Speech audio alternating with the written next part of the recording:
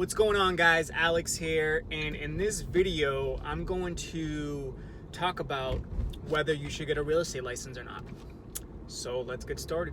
Now keep in mind, there's different perspectives on this, on whether you should get your real estate license or not. I'm gonna say that if you're new, meaning you're a beginner, and you have no previous sales experience, and especially if you're young, then go ahead and get it. Go ahead and get it, and I'm gonna share 3 reasons why. The most important reason why you should get a real estate license, assuming you have no previous sales experience, is to get sales experience, right? When you become an investor, or let's just say doing even our niche within wholesale and lease purchase, you are now a business owner, right? So assuming you've been an employee your whole life, that's a really tough transition to make. Sorry about the noise. That is a really tough transition to make directly from employee to business owner. And the number one skill that you need as a business owner, Robert Kiyosaki says this, the number one skill of a business owner is to be a good salesperson. Okay? So you need to learn sales. Sales is it's the number one skill.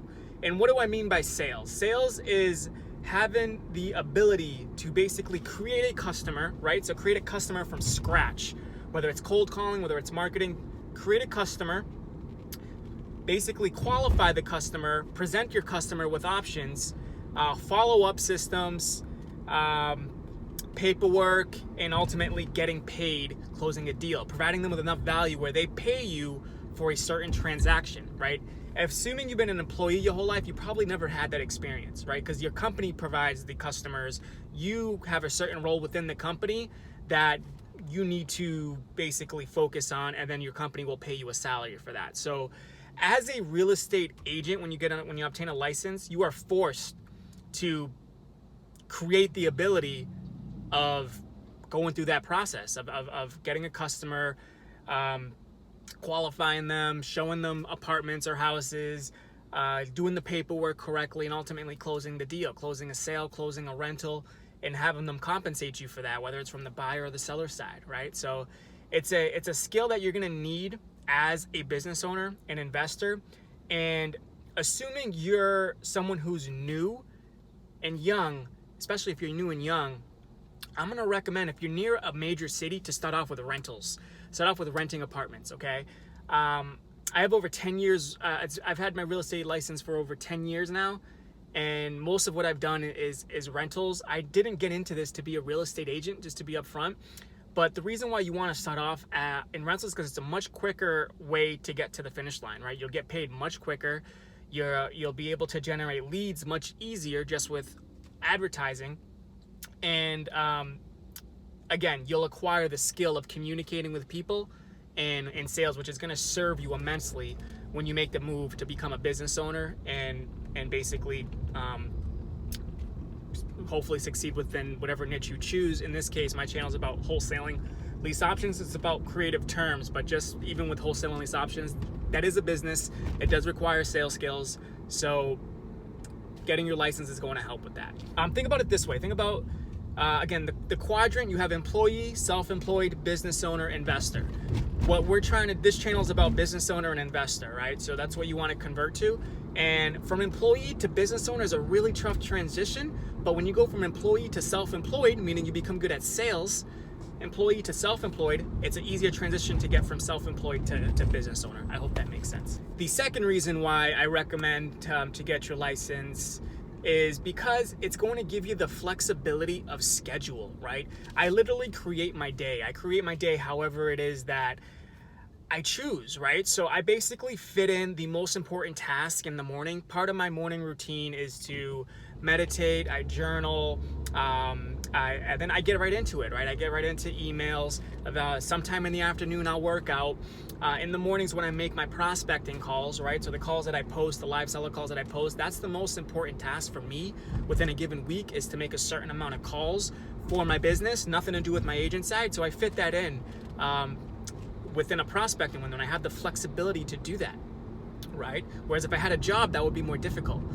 And then in the afternoon is when I have my appointments, and that's when I do my showings. Any seller appointments that I might have for the week, it's going to be in the afternoon. Any buyer or agent leads that come in, that's when I get back to them in the afternoon. So having the ability to create your own schedule and having the flexibility and the freedom to do that is huge, in my opinion, and one of the reasons why you'd probably want to get your license as well. And then the third reason why I believe you should get a real estate license is because it gives you access to the MLS.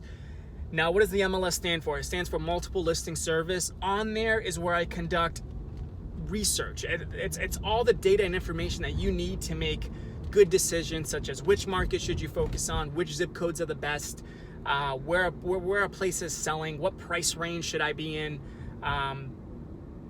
expired listings, leads, right? So of entry only leads. It's a huge asset to what I do, having access to the MLS. Now, yeah, you can borrow it from another agent if you have that type of relationship, but the way I implement MLS, I mean, I basically use it on a weekly basis. So me personally, I'd want my own account because I'm going to want to customize it and create certain market reports and whatnot. So it's invaluable for me to have MLS. No matter which market I'm in, I'm going to, first thing I'm going to do is find a way, how can I get access to the MLS? Because that's what's going to be the really the beginning to the market research that I need to know who should I focus on, which areas should I focus in, generating leads, right, as I shared earlier. So it's a huge asset to what I do. Now, keep in mind, there are sites like Zillow, Redfin, Trulia. There's a bunch of sites out there that provide you with much more information than in the past. I'm just someone who's always had access, and I've always had MLS access for the past decade.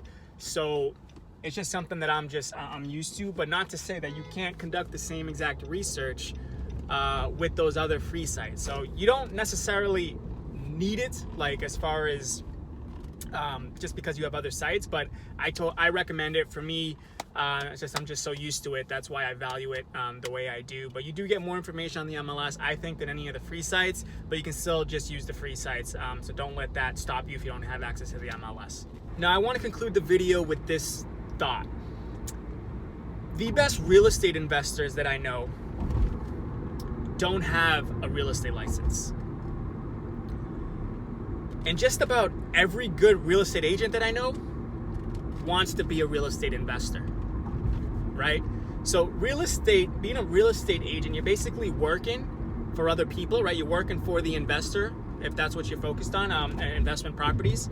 But at the end of the day, every agent that I've spoken to, that I've known, and again, I've been in the industry for almost a decade now, wants to be a real estate investor, right? So the best real estate investors don't have a license, but when you're first starting out, it's a good way to get the practice. It's a good way to learn sales. It's a good way to get market research. It's a good way to be a good salesperson within the industry that you want to invest in. Think of it that way, all right? So think of it that way. It's a good entry-level point to want to get your license in the beginning, but then eventually I'm going to let it go. Eventually I'm not going to need the license once I get to a certain point within my own career, right? My investment career. So I hope this video was helpful, guys. In terms of whether you should get a license or not, I'm going to recommend that most people probably watching this should, especially if you're younger. I mean, there's no reason not to.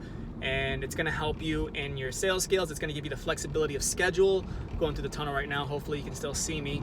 And it's going to give you access to a ton of information that's within the MLS, all right? So once again, keep in mind, I post live seller calls and or buyer calls on a weekly basis. So if you want to get access to those prior to those going private, I don't release them after they go private within 24 hours. Be sure to hit the bell. Be sure to like the video and subscribe. Thanks for watching, and look out for the next one.